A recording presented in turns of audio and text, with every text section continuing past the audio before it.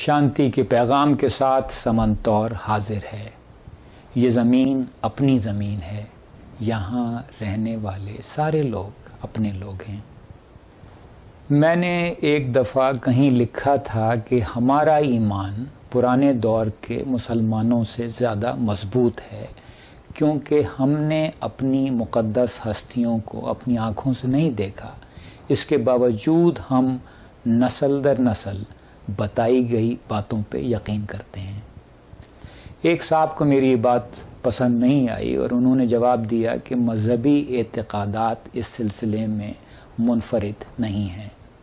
ہم میں سے کسی نے نیوٹن کو نہیں دیکھا، مگر اس کے باوجود نیوٹن کے بتائے ہوئے قوانین پہ یقین رکھتے ہیں۔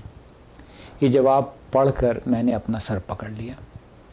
مجھے ضرورت محسوس ہوئی کہ یہ واضح کیا جائے کہ سائنس اور اعتقادات میں کیا فرق ہے۔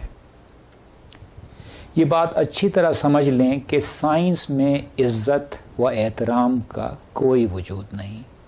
سائنس کا تعلق مکمل دیانتداری، بحث اور نکتہ چینی سے ہے۔ یہاں ہر طرح کا سوال پوچھنے کی مکمل اجازت ہے۔ ہر سائنسی تھیوری کو شک کی نظر سے دیکھنے کی مکمل اجازت ہے۔ سائنس پڑھنے والے نیوٹن کی عزت اس لیے نہیں کرتے کہ وہ آنکھیں بند کر کے نیوٹن کے قوانین کو سچ مان لیتے ہیں۔ وہ نیوٹن کی عزت اس لیے کرتے ہیں کیونکہ حقیقی دنیا میں انہیں یہ قوانین سچے اور کام کرتے ہوئے نظر آتے ہیں۔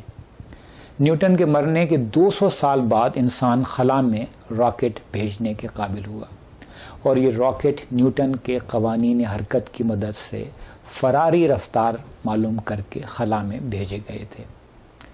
اس بات کی کوئی اہمیت نہیں تھی کہ یہ قوانین حرکت نیوٹن نے دریافت کیے تھے۔ اگر راکٹ خلا میں بھیجنے والوں کو نیوٹن کا نام نہ بھی معلوم ہوتا تو کوئی فرق نہیں پڑتا تھا، کیونکہ اصل سچائی تو ان الجبرائی مساوات میں تھی جو قوانین حرکت کے مطالعے سے اخذ کیے گئے تھے۔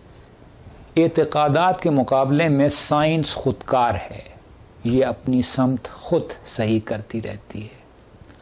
اگر کسی پرانی سائنسی تھیوری کو ٹھکرا کر کوئی نئی سائنسی تھیوری پیش کی جائے تو کوئی شخص کسی قسم کا گلہ نہیں کرتا۔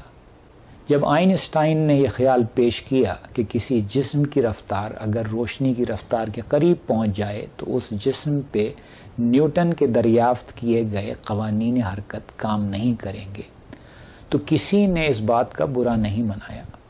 کوئی ناموس سے نیوٹن ریلی نہیں نکالی گئی۔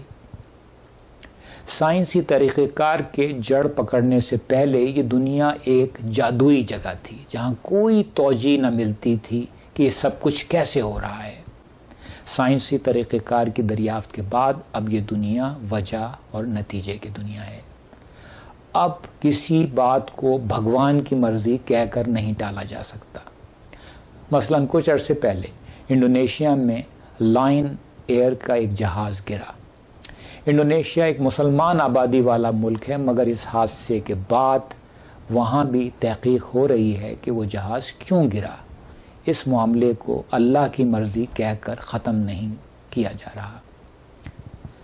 سائنس کو کسی عقیدے سے کسی قسم کی توثیق کی ضرورت نہیں۔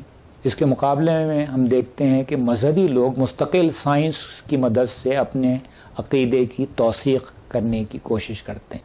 اگر آپ اس دنیا کے بارے میں جاننا چاہتے ہیں جو آپ کو نظر آتی ہے، سنائی دیتی ہے، جسے آپ سونگھ سکتے ہیں، چکھ سکتے ہیں، چھو سکتے ہیں، تو آپ سائنس کی مدد سے اس دنیا کی تسخیر کرنے کی کوشش کیجیے، اور وہ باتیں جو حواس خمسہ سے بالا تر ہیں ان کے لیے اپنے مذہبی عقائد پہ ڈٹے رہیے۔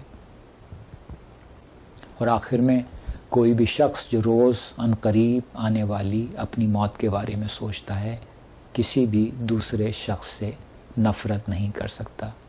ایک خوشگوار زندگی گزارنے کے لیے آپ بھی ایسے ہی سوچیے۔ زندگی رہی تو اگلے شو کے ذریعے آپ سے پھر ملاقات ہوگی۔